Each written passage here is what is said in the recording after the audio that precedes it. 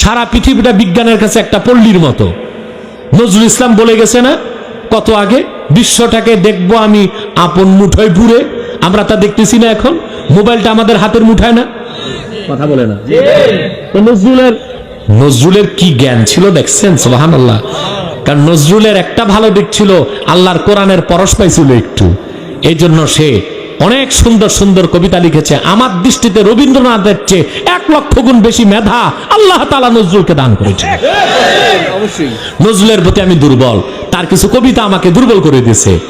আমার নূর নবীর কি ভালোবাসা তার অন্তরে ছিল, কবিতায় লিখেছে, আমি যদি আরব হতাম ওই মদিনারি পথ, সে পথে মোর হেঁটে যেতেন নূর নবী হাজরাত।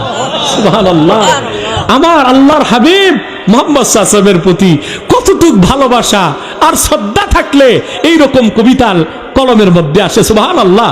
চিন্তা করছেন কত গভীরে ঢুকছে নজরুল। আমি যদি আরব হতাম ওই মদিনারি পথ, সেই পথে মোর হেঁটে যেতেন নূর নবী হাজরাত। আল্লাহু আকবার। একটি কবিতার জন্য আমি বিশ্বাস করি নজরুল আজাদ পাবে, নাজাত পাবে, বলেন সুবহানাল্লাহ। উনি মেধা, প্রতিভা শক্তি আল্লাহ তাকে দান করেছিলেন। সুবহানাল্লাহ, সুবহানাল্লাহ।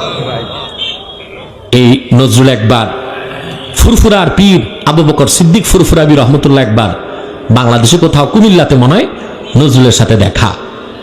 নজরুলকে দেখে কয়, নজরুল তুই তো অনেক কবিতা লেখস, আল্লাহ রসুলের শানে এখন একটা কবিতা লিখে আমারে দেখা, একটা নাত লিখে দে। কি করে দে? নজরুল কয়, হুজুর আমার একটু উজু করতে দেন। উজু করে এসে নজরুল সেই বিখ্যাত নাত লিখলো, ত্রিভুবনের প্রিয় আমার মুহাম্মাদের নাম। সুবহানাল্লাহ। এই নজরুলের দার্শনিক প্রতিভা কত তীক্ষ্ণ এবং সুদূর প্রসারী ছিল। নজরুল বলে গেছে, বিশ্বটাকে দেখবো আমি আপন মুঠোয় পুরে। আমরা এখন দেখতেছি বিশ্বটা আপন মুঠোয় পুরে, ঠিক কিনা বলেন? এইরকম মেধা রবীন্দ্রনাথের ছিল না, তার 14 গোষ্ঠীর ছিল না, ঠিক কিনা বলেন? সে ছিল মুরশিদ, আমার নজরুল ছিল মুসলিম, মুতাওয়াহিদ, বিপ্লবী কবি, প্রতিবাদী কবি, বিদ্রোহী কবি। কবিতার এক একটি আঘাতে কুখ্যাত ইংরেজদের স্বৈরাচারের প্রাচীরকে ভেঙে নজরুল টুকরা টুকরা করে দিয়েছে, ঠিক কিনা বলেন?